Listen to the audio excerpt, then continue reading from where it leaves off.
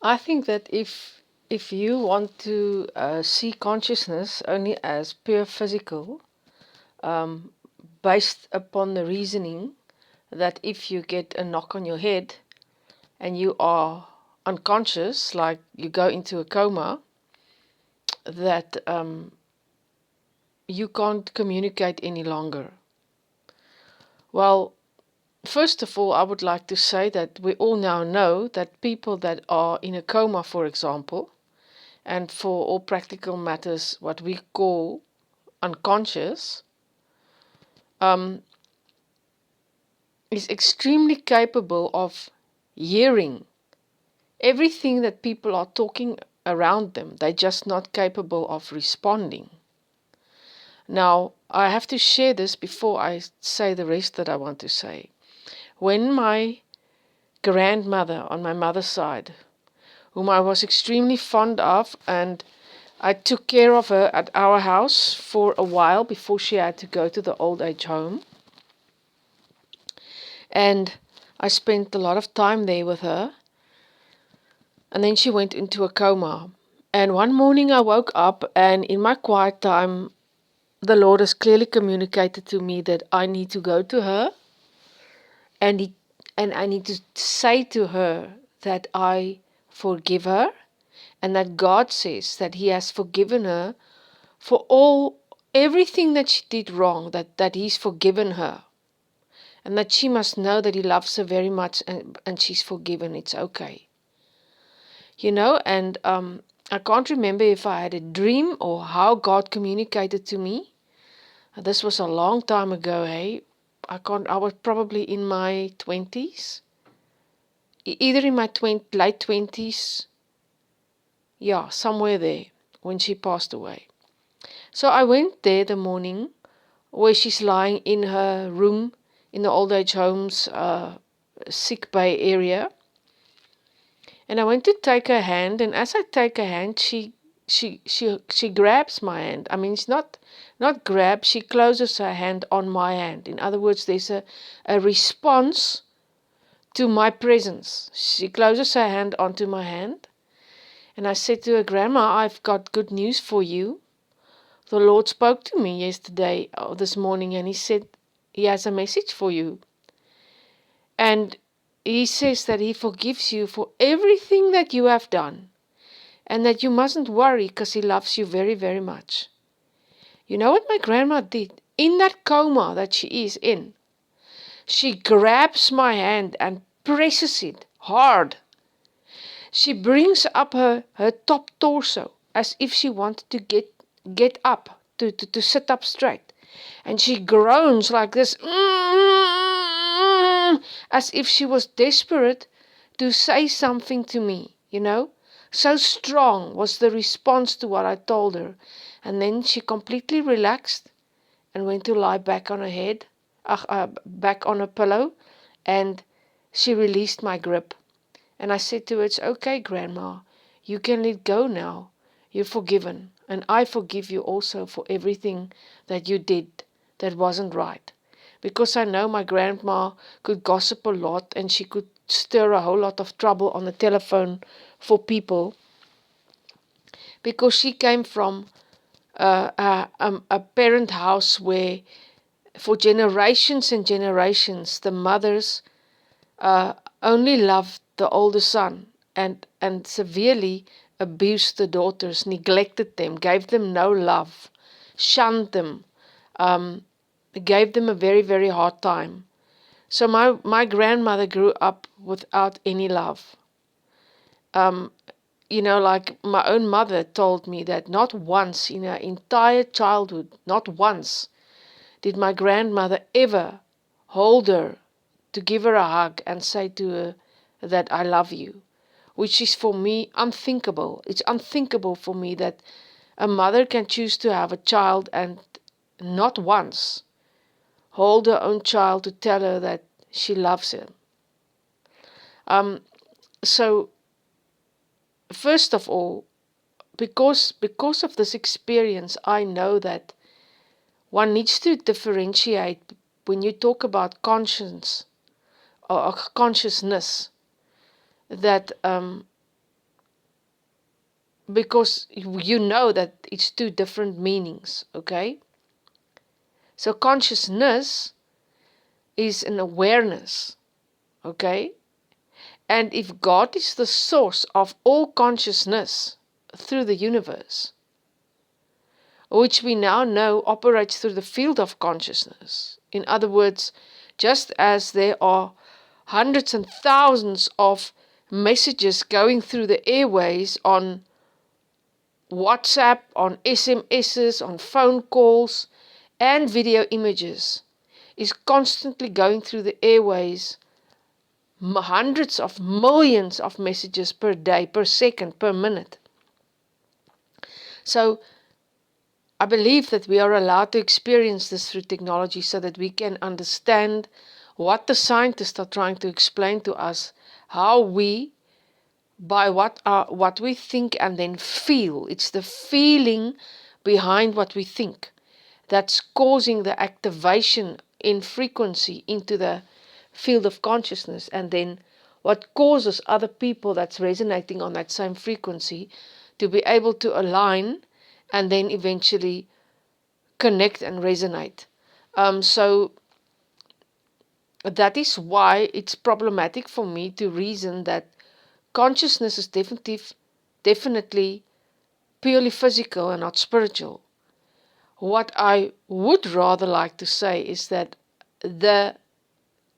like you have a transformer, for example, in a electric little motor car, a remote control car of a child.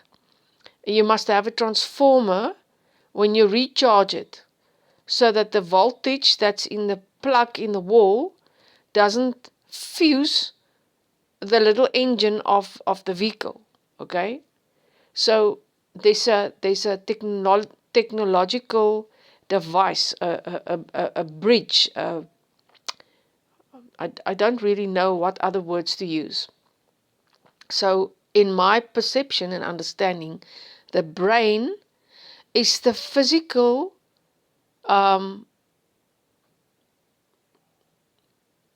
organ.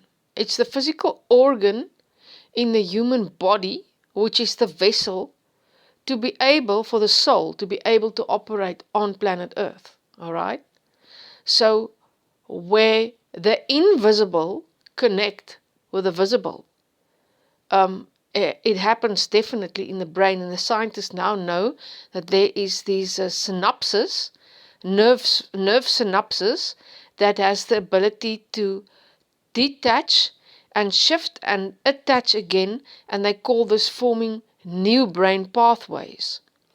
Now, they only recently discovered this, because of microscopes that very powerful microscopes that they could see this.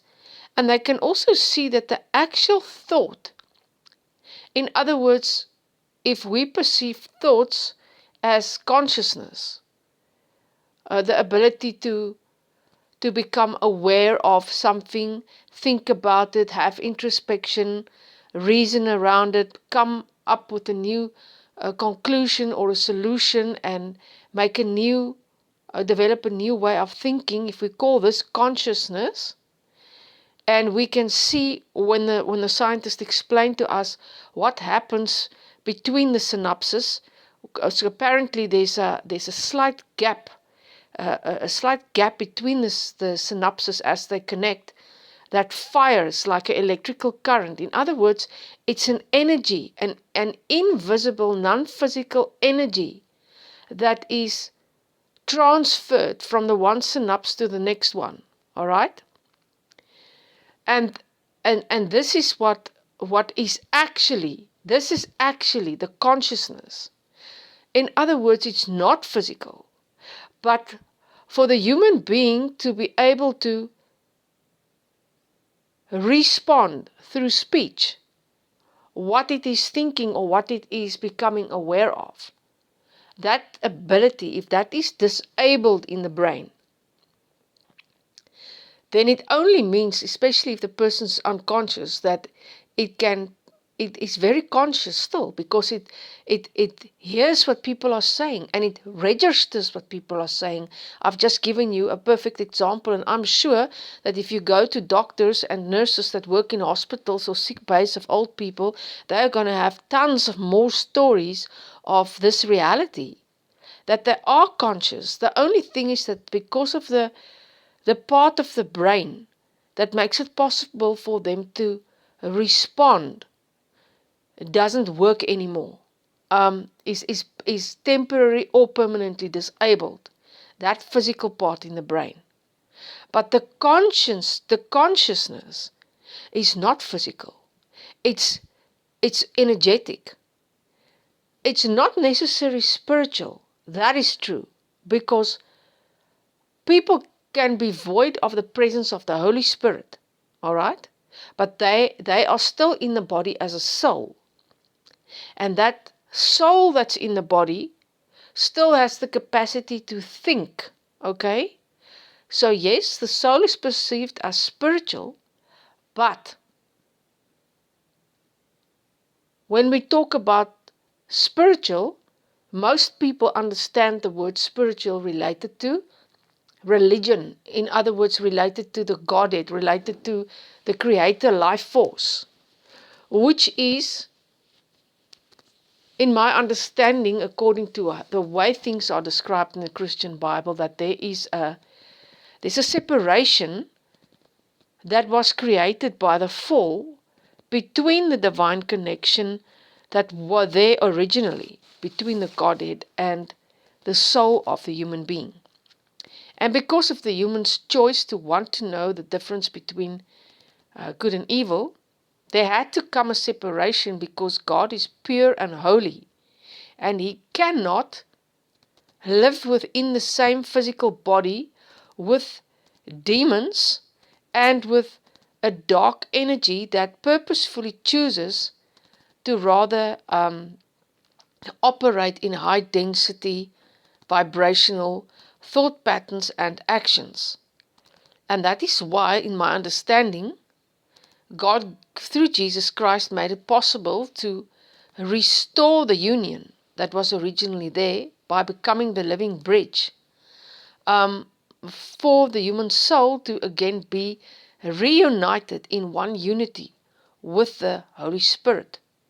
So this is my understanding, and this is what divine union is, or why God is saying that He wants to be in communion with you, because your original state of being as a soul is to be in divine union with the Holy Spirit. But because you have to honor your free will choice as a soul, He needs to separate from you when you come into this physical body. And this is why you are born into sin, because your physical body that's created by your mother and father, especially if they are people that did not become reborn and did not by free will choice invite God through His Holy Spirit to come and live inside that physical body, to become a divine union again between you as the parent now, soul, and the Holy Spirit. So if they did not invite the Holy Spirit, you are literally born into sin, because the body that is given to you by those parents in its DNA package is void of the presence of the Holy Spirit. So that means your soul, doesn't matter how pure your soul is separated from the presence inside the body of the Holy Spirit.